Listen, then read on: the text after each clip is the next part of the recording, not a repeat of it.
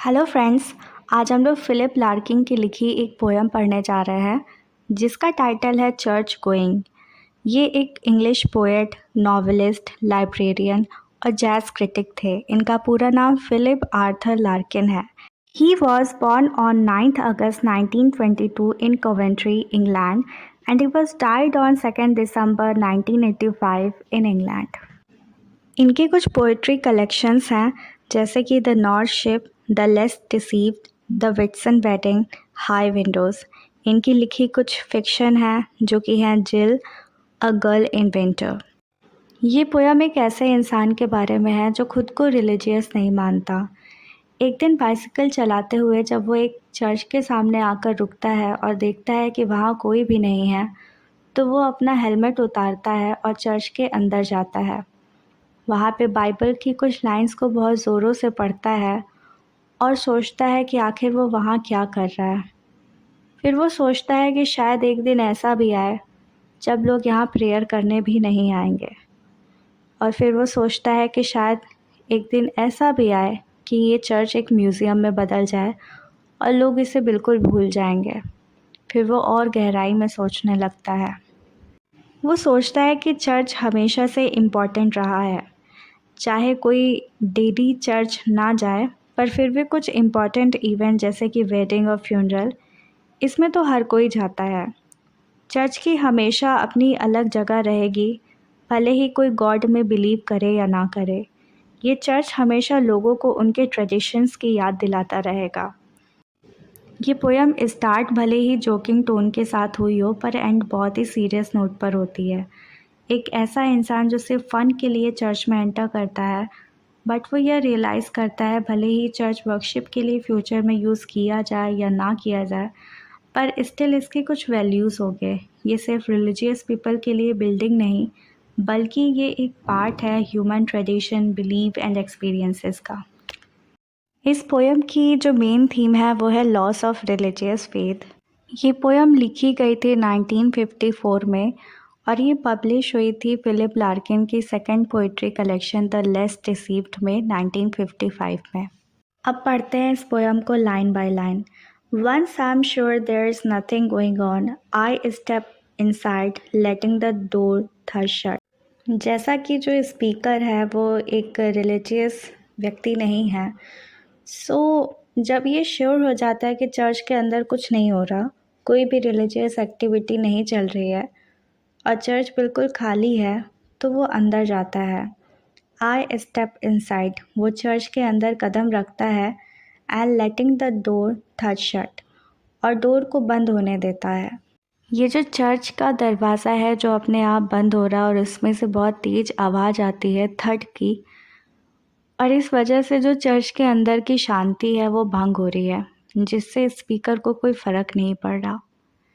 Another church, और ये एक अनदर बिल्डिंग है जो कि चर्च है, और वो सारी चीज़ें जो हमें चर्च में देखने को मिलती है वो यहाँ पर भी है। Matting, seats, stone and little books. यहाँ पे लिटिल बुक्स का मतलब उन प्रेयर्स की बुक से है। और sprawlings of flowers cut for Sunday brownish now, यहाँ पे जो फ्लावर्स हैं जो कि फैले हुए हैं, जिन्हें शायद संडे के प्रेयर के लिए तोड़ा गया होगा, और वो अब ब्राउन पड़ चुके हैं, वो सूख चुके हैं। Some brass and stuff up at the holy end, यहाँ पे ब्रास का मतलब पीतल है और स्टफ का मतलब वो रिलीजियस थिंग्स हैं जो कि किसी भी चर्च में पाई जाती हैं। Up at the holy and, और ये सब कहाँ रखी हुई हैं? तो ये जो सेक्रेड प्लेस यानी कि पवित्र स्थान है जहाँ पे जीसस क्राइस्ट का स्टैचू रखा हुआ है, वहीं पे ये सारी चीज़ें रखी हुई हैं। The small neat organ and a tense musty unignorable silence, ये जो एक छोटा सा ऑर्गन है जो कि नीट है, जो कि क्लीन है, वहाँ पे रखा गया है, जो शायद प्रेयर्स और हिम्स गाते वक्त उन्हें यूज़ किया जाता हो या उसे बजाया जाता हो। इन सारी ऑर्डिनरी थिंग्स के अलावा भी उस चर्च में कुछ है जिसे इग्नोर नहीं किया जा सकता। And a tense musty unignorable silence, वहाँ एक ऐसी शांति है जो कि टेंस है, मस्टी है अनइग्नोरेबल है। इस चर्च की शांति को, साइलेंस को स्पीकर टेंस इसलिए कह रहा है क्योंकि यहाँ की शांति उसे पीसफुल नहीं लग रही है। मस्टी का मतलब होता है पुराना। ये जो सारी चीज़ें हैं चर्च की, जिसे वो ऑर्डिनरी थिंग से कंपेयर कर रहा है, और चर्च की ये जो बिल्डिंग है वो सारी ऐसी लग रही हैं कि जैसे वो आउटडेटेड हो चुकी हैं। और इसीलिए जो स्पीकर है वो वहाँ की शांति को टेंस, मस्टी और अनइग्नोरेबल कह रहा है। Brute god knows how long, तो यहाँ की जो साइलेंस है वो कब तक यहाँ फैली रहेगी, ये सिर्फ गॉड ही जानते हैं। Hatless I take off my cycle clips in awkward reverence. Hatless का मतलब जो स्पीकर है उसने अपनी हैट उतार दी है और अपनी साइकिल क्लिप्स, साइकिल को चलाते वक्त ट्राउज़र या पैंट में जो क्लिप्स लगाई जाती है ताकि साइकिल चलाते वक्त कोई प्रॉब्लम ना हो, तो वो अपनी साइकिल क्लिप्स को निकाल देता है इन ऑकवर्ड रिवरेंस। ऑकवर्ड का मतलब अजीब, रिवरेंस का मतलब श्रद्धा। ये जो स्पीकर है वो कोई रिलीजियस व्यक्ति नहीं है, पर फिर भी उस चर्च की शांति और वहाँ का माहौल उसे अट्रैक्ट कर रहा है। अब ये जो सेकंड स्टैंजा है ये स्टार्ट होता है स्पीकर की क्यूरियस एक्सप्लोरेशन के साथ। Move forward, run my hand around the font. अब स्पीकर आगे बढ़ता है और अपने हाथ को फेरता है उस फॉन्ट पर। तो ये जो फॉन्ट है पहले ये समझ लेते हैं कि क्या है। फॉन्ट एक स्टोन बेसिन होता है जिसमें होली वाटर रखा जाता है। ये चर्च के एंट्रेंस पे पाया जाता है। और बैप्टिज़्म जो कि एक रिचुअल है क्रिश्चियन धर्म में, जिसमें एक व्यक्ति को पानी में डुबोकर या उसका छिड़काव करके एक क्रिश्चियन लाइफ की शुरुआत होती है। From where I stand the roof looks almost new, cleaned और रीस्टोर्ड। तो जहाँ पे स्पीकर खड़ा है वहाँ से जब वो रूफ़ को देखता है तो वो बिल्कुल नीट एंड क्लीन है, ऐसा लगता है कि उसे रीस्टोर किया गया है। तो जैसे कि इससे पहले स्टैंजा जो हम लोगों ने पढ़ा था उसमें वो स्मॉल नीट ऑर्गन्स को देख रहा था, तो वैसे ही यहाँ पे जो रूफ़ है वो क्लीन है। Someone will know, I don't know, किसी को पता होगा पर मुझे नहीं पता। Mounting the lectern I peruse a few hectoring large scale verses. Mounting का मतलब होता है अपने स्टेप्स को आगे लेना, कहाँ पर, जहाँ पर लेक्टर्न रखा हुआ है। तो ये जो लेक्टर्न है ये एक स्टैंड होता है जिस पे बुक्स या नोट्स होल्ड की जाती हैं जिनमें बाइबल की लाइंस लिखी हुई हैं। आई परोश अ फ्यू, तो ये जो स्पीकर है वो भी बाइबल की कुछ लाइंस को रीड करता है। Hectoring large scale verses and pronounce. Hectoring का मतलब होता है किसी चीज़ को लाउडली या फोर्सफुली कहना। लार्ज स्केल वर्सेस, तो बाइबल में लिखी जो वर्सेस हैं, जो छंद हैं, उनको वो बहुत लाउडली बोलता है एंड प्रोनाउंस, और उनको बहुत तेज़ी से प्रोनाउंस करता है। Here and death much more loudly than it meant. So the speaker here speaks much more louder than he really wants to speak.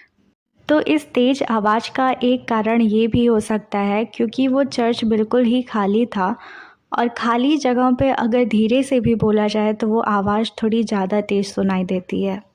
The echoes स्निगर briefly, तो जैसे ही पोएट उस वर्स को एंड करता है तो वो आवाज़ बहुत तेज़ी से गूंज रही है उस चर्च में। तो इस आवाज़ को सुनकर, इस लाउड वॉइस को सुनकर वहाँ पे जो गूंज उठ रही है उससे ऐसा लगता है कि मानो चर्च खुद हंस रहा है स्पीकर के बिहेवियर पर।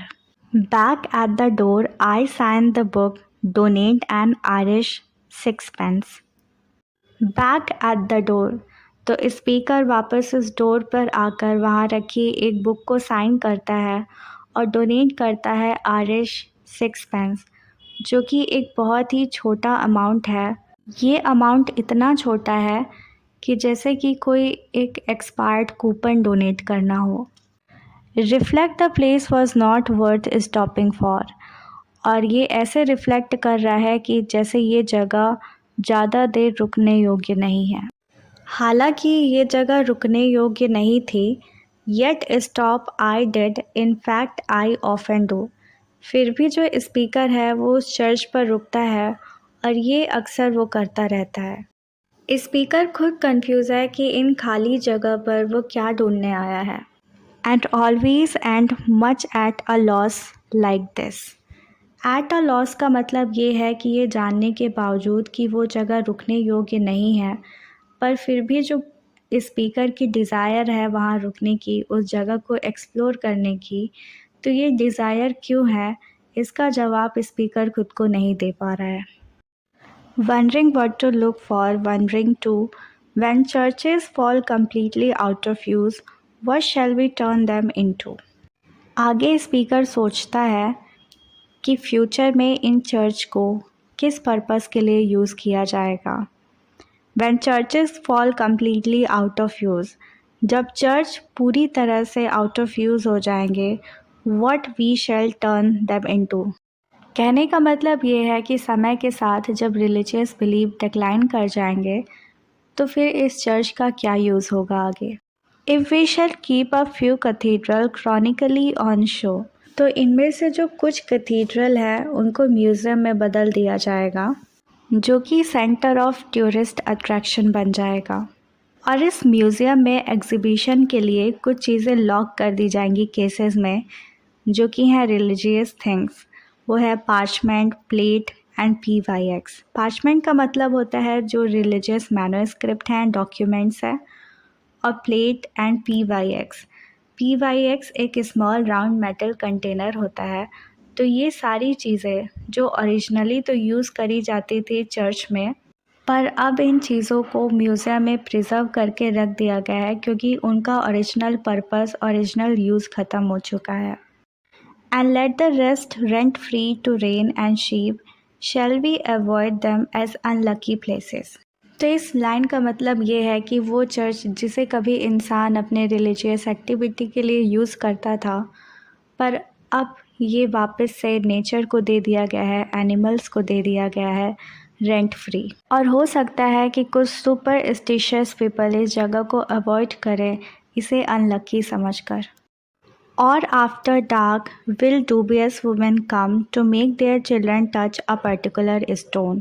स्पीकर ये सोचता है कि हो सकता है अंधेरा होने के बाद यानी कि रात में कुछ डूबियस वुमेन जो कि अंधविश्वास में भरोसा रखती हैं, वो आएँ और अपने बच्चों को एक पर्टिकुलर स्टोन छूने को कहे ताकि जो उनका बैड लक है वो ख़त्म हो जाए। Pick simples for a cancer or on some advised night see walking a dead one.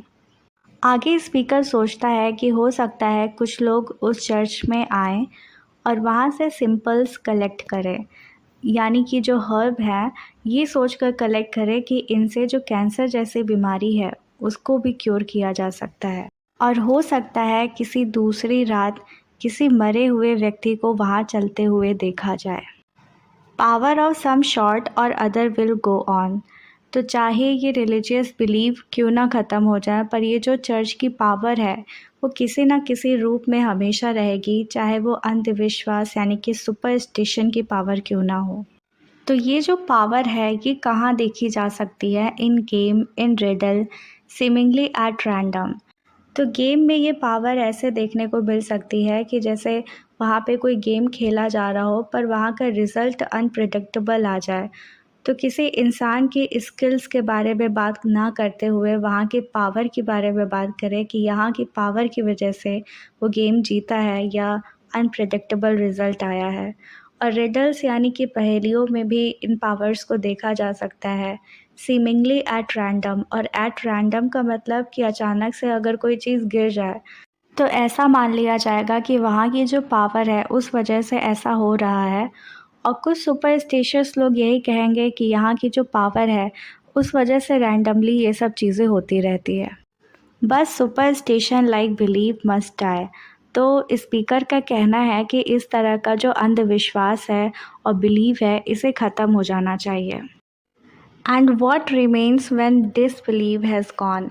Grass, weedy pavement, brambles, buttress sky. तो क्या रह जाएगा जब ये सुपरस्टिशन या डिसबिलीव भी ख़त्म हो जाएगा? जो रह जाएगा वो है ग्रास, जो घास है, और रह जाएगा वीडी पेवमेंट। तो ये जो पेवमेंट है यानी कि जो फुटपाथ है और उस पे उगे अनडिज़ायरेबल प्लांट जिन्हें वीडी कहते हैं, तो ये जो वीडी पेवमेंट है वो रह जाएगा और ब्राम्बल्स यानी कि काली लाल बेरी की जो झाड़ियाँ हैं वो रह जाएगी। बटरेस का मतलब होता है सपोर्ट, जो किसी बिल्डिंग की वॉल को सपोर्ट देने के लिए बनाया जाता है। तो ये सारी चीज़ें रह जाएंगी जब ये सुपरस्टिशन या डिसबिलीव भी ख़त्म हो जाएगा। A shape less recognizable each week, a purpose more obscure. I wonder who will be the very last to seek. तो जैसे कि समय बीतता जाएगा, ये जो बिल्डिंग है, ये जो चर्च की बिल्डिंग है, ये लेस रिकॉग्नाइजेबल मतलब इसे कोई रिकॉग्नाइज नहीं कर पाएगा। इसको बनाने का जो उद्देश्य था वो और भी वियर्ड हो जाएगा। A purpose more obscure. I wonder who will be the very last to seek this place for what it was. ये जो स्पीकर है वो उस इंसान के बारे में सोच रहा है जो शायद यहाँ पे आने वाला आखिरी ही व्यक्ति हो, और वो क्या सोचेगा यहाँ पर आने के बाद कि इस जगह को किस लिए बनाया गया होगा। One of the crew that tap and jot and know what rude luft were. तो हो सकता है उनमें से एक इंसान क्रू का एक मेंबर हो और उसे पता हो दैट टैप एंड जॉट, जो अंडरस्टैंड करे और उसे लिखता जाए, and know what rood loft were, और उसे पता हो कि ये जो रूड लुफ्ट होता है वो क्या होता है। ये एक तरह की डिस्प्ले गैलरी होती है जो कि रिजर्व्ड होती है फॉर सिंगर एंड म्यूजिशियन। तो कहने का मतलब ये है कि इस चर्च में आने वाला वो आखिरी व्यक्ति शायद रिलीजन में बिलीव ना करता हो, पर फिर भी वो इस चर्च के सिग्निफिकेंस को समझता हो। Some ruin bibber, randy for antique or Christmas addict. Ruin bibber का मतलब होता है a person who is addicted to visit church और हिस्टोरिकल मॉन्यूमेंट, और रैंडी फॉर एंटीक का मतलब है कि जिसे प्राचीन चीज़ों का शौक़ हो। क्रिसमस एडिक्ट का मतलब है जो क्रिसमस का दीवाना हो। तो हो सकता है ये वैसा ही इंसान हो। Counting on a whiff of gown and bands and organ pipes and मिर। और हो सकता है वो इंसान जो यहाँ चर्च पे आए तो वो अपने रिलीजियस फेथ या बिलीव की वजह से नहीं, बल्कि अपने नॉस्टैल्जिक यानी कि पुराने समय को याद करने के लिए वहाँ पर आए। चर्च में जो पोप गाउन पहना करते थे, जो बैंड्स हुआ करते थे, और जो ऑर्गन पाइप यानी कि जो म्यूज़िक बजाने के लिए ऑर्गन यूज़ होता था, और जो मिर ये एक तरह का सेंट होता है, ये सारी चीज़ें चर्च में होती थी। और इन सारी चीज़ों को देखकर हो सकता है उस इंसान को अपने पुराने समय की याद आती हो। और will he be my representative. तो यहाँ पे स्पीकर कह रहा है कि वो इंसान हो सकता है मेरा ही रिप्रेजेंटेटिव हो। तो यहाँ पे स्पीकर कहना ये चाहता है कि ये आखिरी व्यक्ति जो शायद इस चर्च में आएगा और उसे भी स्पीकर की तरह रिलीजन में बिलीव नहीं होगा, और हो सकता है कि स्पीकर की तरह उस इंसान की भी क्यूरियोसिटी हो इन सारी चीज़ों को एक्सप्लोर करने की। Board uninformed knowing the ghostly silt dispersed. ये जो विज़िटर है ये बोर हो चुका है और इसे रिलीजन की कोई भी नॉलेज नहीं है। नोइंग द घोस्टली सिल्ट, ये सिल्ट है डर्ट, और घोस्टली इसे इसलिए कहा जा रहा है क्योंकि ये तब से है जब लोग धर्म में विश्वास रखते थे और चर्च आया करते थे फॉर रिलीजियस एक्टिविटी, पर अब ये समय के साथ डिस्पर्स्ड हो चुकी है, मतलब बिखर चुकी है।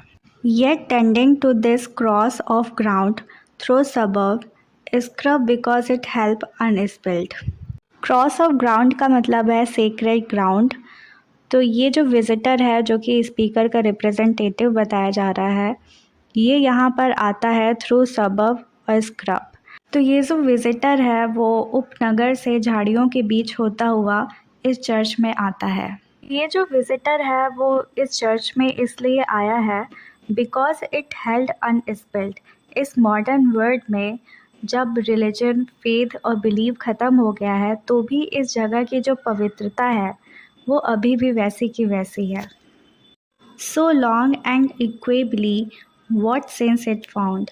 तो इस चर्च ने ह्यूमन एक्सपीरियंसेस को बहुत अच्छे से प्रिजर्व करके रखा है, इक्वली प्रिजर्व करके रखा है जब से ये बना है। Only in separation, marriage and birth and death and thought of these for which was built.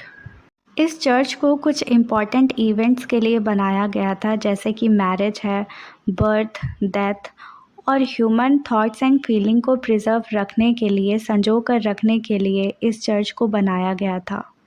This special shell for दो आई हैव नो आइडिया। और ये जो चर्च की बिल्डिंग है ये किस लिए बनाई गई थी, इसका जो मेन पर्पस था, जो इसकी वैल्यू थी वो क्या थी, वो स्पीकर को नहीं पता।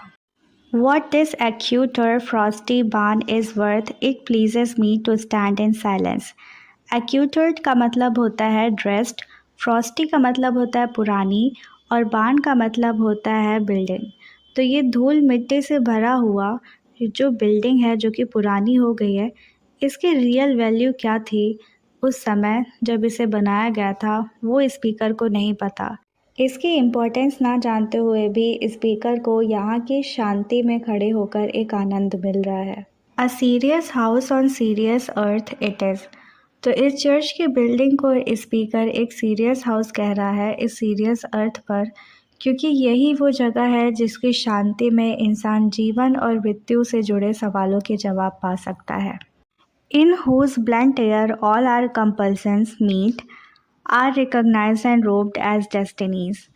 तो इस ब्लैंड एयर मतलब मिक्स एटमॉस्फेयर या एयर में जो ह्यूमंस के कंपल्शन यानी कि इमोशन, डिज़ायर, होप है, ये एक साथ मिल जाते हैं and recognised and robed as destinies. इसका मतलब है कि that human desires and hope are recognised here and given a divine और serious purpose and that much never can be obsolete. Obsolete का मतलब होता है आउटडेटेड। तो इस चर्च का जो मीनिंगफुल रोल है ये कभी भी आउटडेटेड नहीं होगा। Since someone will forever be surprising a hunger in himself to be more serious. तो यहाँ पे सरप्राइजिंग का मतलब ये है कि जो कोई स्पिरिचुअल व्यक्ति नहीं है फिर भी उस जगह की स्पिरिचुअल कनेक्शंस को देखकर वो बहुत सरप्राइज होगा, और भले ही वो एक धार्मिक व्यक्ति नहीं है फिर भी उसके अंदर की जो भूख है, जो लाइफ की मीनिंग को समझना चाहता है, जो पर्पस ऑफ लाइफ को समझना चाहता है, वो इस जगह को हमेशा ढूंढते हुए आएगा। And gravitating with it to this ground. और जिस इंसान के अंदर मीनिंग ऑफ लाइफ को समझने का हंगर है उस इंसान को ये जगह अपनी तरफ खींचेगी। ये जो चर्च है ये इंसान को अपनी तरफ ऐसे खींचेगा जैसे कि ग्रेविटी अपनी तरफ खींचती है। Which he once heard was proper to grow wise in, if only that so many death lie round।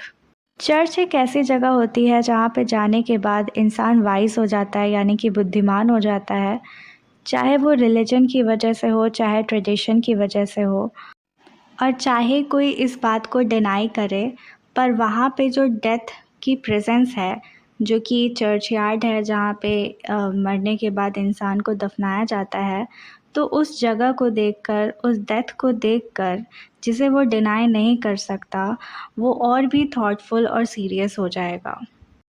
तो इस पोएम के एंड में ये बात क्लियर हो जाती है कि भले ही चर्च को रिलीजियस एक्टिविटी के लिए यूज़ किया जाए या ना किया जाए, बट स्टिल इसके कुछ वैल्यूज़ हैं जो हमेशा रहेंगे, because it is a place where people can find wisdom.